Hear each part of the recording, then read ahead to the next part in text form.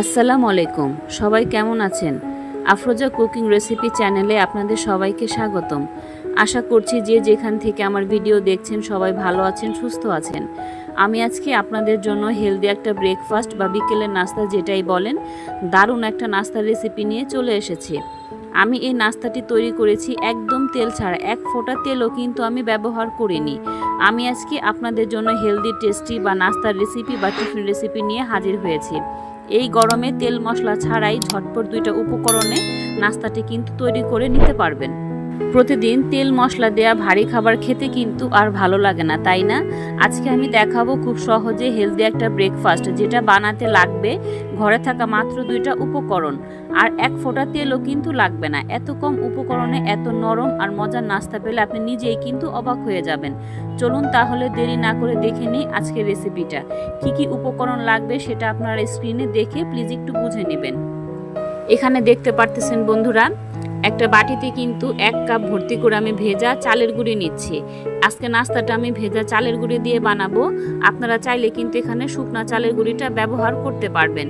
এখানে আমি 1 কাপ ভেজা চালের গুঁড়ি নিচ্ছি। 1 কাপ ভেজা চালের গুঁড়ির সাথে হাফ কাপ সুজি দিচ্ছি। এখানে মেজারমেন্ট হচ্ছে 1 কাপ চালের গুঁড়ির সাথে হাফ কাপ সুজি দিতে হবে। এই মেজারমেন্ট আপনাদের ঠিক রাখতে হবে। সামান্য পরিমাণ লবণ দিচ্ছি। সামান্য পরিমাণ লবণ দেওয়ার পর এখানে 2 চামচ ভর্তি করে চিনি দিচ্ছি। এখানে চিনিটা ব্যবহার করার কারণ হচ্ছে নাস্তাটা কিন্তু অতিরিক্ত মিষ্টি হবে না, কিন্তু স্বাদ খুব ভালো আসবে। এই জন্য একটু স্বাদ বাড়ানোর জন্য আমি এখানে চিনি ব্যবহার করতেছি। আপনারা চাইলে স্কিপ করতে পারেন। 1 চামচ ভর্তি করে বেকিং পাউডার দিচ্ছি আর হাফ চামচ ভর্তি করে একটু ইস্ট দিচ্ছি। এই সবগুলো উপকরণ ভালো করে এখন মিশিয়ে নিতে হবে। এখানে কিন্তু অবশ্যই ইস্ট আর বেকিং পাউডার ব্যবহার করতে হবে। আমি এখানে বেকিং পাউডার দিচ্ছি। এখানে কিন্তু কোনোভাবে বেকিং সোডা ব্যবহার করা যাবে না।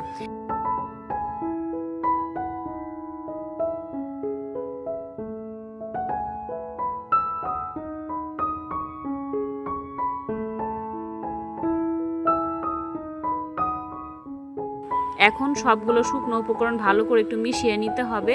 আর এখানে দেখতে পারতেছেন আমি দুধ আগে থাকতে জাল দিয়ে একদম ঘন করে নিয়েছিলাম। এই দুধটা কিন্তু অল্প অল্প করে দিতেছি আর মিশ্রণের সাথে ভালো করে মিশিয়ে নিচ্ছি। দুধটা কিন্তু একসাথে দেওয়া যাবে না, অল্প অল্প করে দিতে হবে।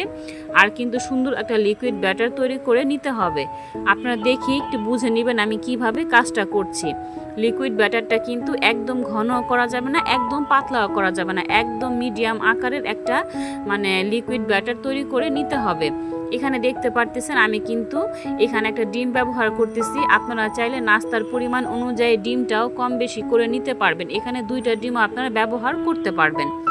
এখন এই সমস্ত উপকরণগুলো ভালো করে আমি একটু মিশিয়ে নিচ্ছি। লিকুইড ব্যাটারের মিশ্রণটা কিন্তু ভালো করে আমি একটু মিশিয়ে নিচ্ছি। এটা খুব ভালো করে কিন্তু মিশাতে হবে। মিশানোর পর এটা 10 থেকে 15 মিনিটের জন্য আমি রেস্টে রেখে দিয়েছিলাম। রেস্টে রাখতেই হবে, তা না হলে কিন্তু আপনার নাস্তাটা কিন্তু কখনোই পারফেক্ট হবে না। আমি 10 থেকে 15 মিনিট রেস্টে রাখার পর আমি আবারও ফিরে আসলাম। দেখেন আবারও কিন্তু আমি ভালো করে মিশিয়ে নিচ্ছি। এটা যত ভালো করে মিশাবেন নাস্তাটা কিন্তু তত পারফেক্টভাবে কিন্তু সুন্দর হবে আর খেতেও কিন্তু ভালো লাগবে। তো দেখেন একটা চামচের সাহায্যে ঘনত্বটা আপনাদের একটু দেখিয়ে দিতেছি কেমন হবে। এটা কিন্তু বেশি পাতলাও করা যাবে না, বেশি ঘনও করা যাবে না, একদম মিডিয়াম আকারের একটা লিকুইড ব্যাটার তৈরি করে নিতে হবে। তো বন্ধুরা চলেন এখন নাস্তাটা কিভাবে ভেজে নিব সেটা এখন আপনাদের সাথে একটু শেয়ার করতেছি। এই নাস্তাটা আমি আজকে ভাজবো, একদম তেল ছাড়া নাস্তা, একদম হেলদি একটা টিফিন রেসিপি বা নাস্তা রেসিপি, যেটা আমাদের স্বাস্থ্যের জন্য খুবই উপকারী। আমার রেসিপিগুলো আপনাদের কাছে কেমন লাগে অবশ্যই আমার কমেন্ট বক্সে একটু জানাবেন।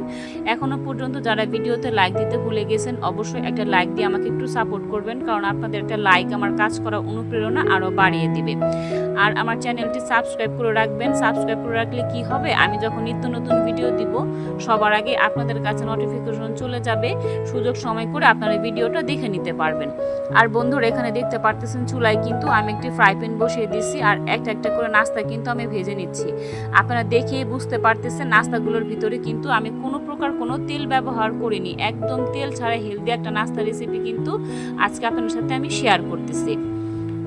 তো এইভাবে করে কিন্তু সবগুলো নাস্তা আমি ভেজে নিব।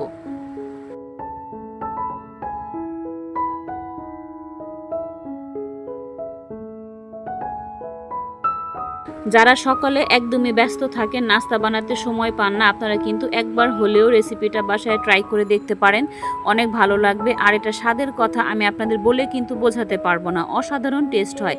খুব সহজে আর ঝটপটভাবে এই নাস্তাটা কিন্তু আপনারা বাসায় বানিয়ে নিতে পারবেন। এই নাস্তাটা একবার বানালে কিন্তু বারবার বানাতে মন চাইবে।